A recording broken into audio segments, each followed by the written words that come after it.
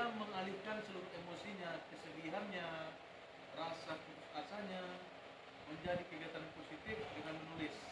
Dengan menulis itu beban mentalnya sedikit berkurang. Dan saya melihat, saya tidak pernah bertemu dengan orangnya. Saya melihat foto-fotonya 8 tahun itu ada perbaikan di muka. Walaupun kemudian dia memutuskan untuk cadar, tapi saya melihat tarikan-tarikan itu. Tapi mungkinlah takdir kata lain, tahun kemarin kita beberapa bulan yang lalu dia meninggal dunia juga. Tapi sebelum meninggal dia sudah menghasilkan lebih kurang 5 buku. 5 buku yang menuliskan tentang kampung halamannya, tentang pengalaman dia menghadapi penyakitnya, dan lain-lain. Beliau ini termasuk wanita perempuan inspiratif yang dimuat di majalah Kartini, nggak salah saya, edisi berapa itu tahun kemarin, karena perjuangannya itu dengan menulis. Kemudian saya juga punya teman, punya sahabat bernama Boy Chandra, anaknya Nidesma ini sebetulnya. Boy Chandra ini dia menulis untuk pekerjaan.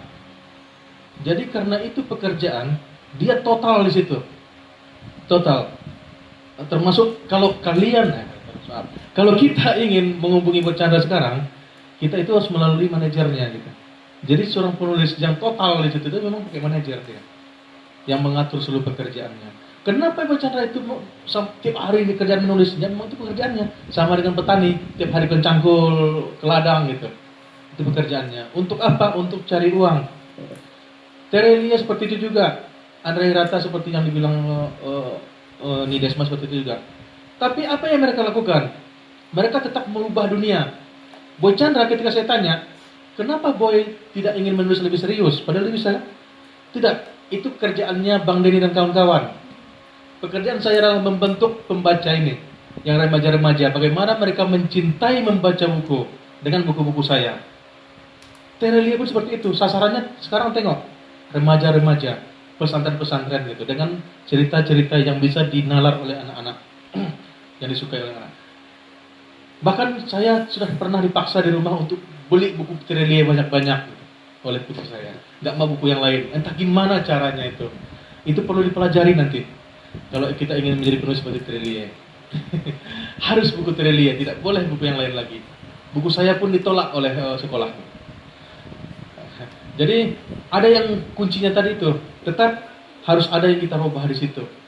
Harus ada tujuannya gitu, tujuan moralnya harus ada. Jadi tidak hanya sekedar menulis aja gitu. Ustadz Surya menulis mengenai guru YouTuber itu. Ada tujuannya. Bagaimana mungkin saya belum baca bukunya.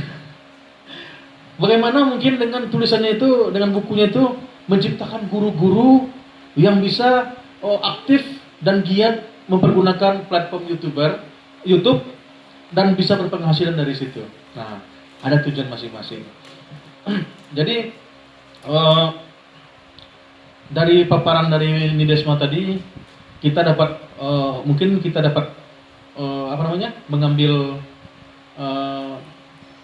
mengambil sisi manfaatnya, kita tarik kepada diri kita masing-masing. Nah, sekarang ini kita buka sisi diskusi saja, diskusi masing-masing. Silakan sampaikan unek-unek. Saya mungkin bukan orang hebat. Kita di sini mungkin sama saja semuanya, masih baru memulai, masih mencoba meraba-raba.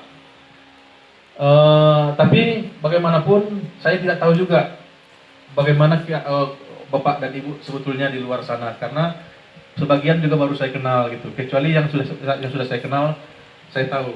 Kalau di Nidesma ini kalau bikin rujak mungkin enak gitu. Kalau ke rumahnya itu lebih enak makan kue-kue gitu. Nah, seperti itu. Nah, saya ingin kita sharing di sini, kita saling belajar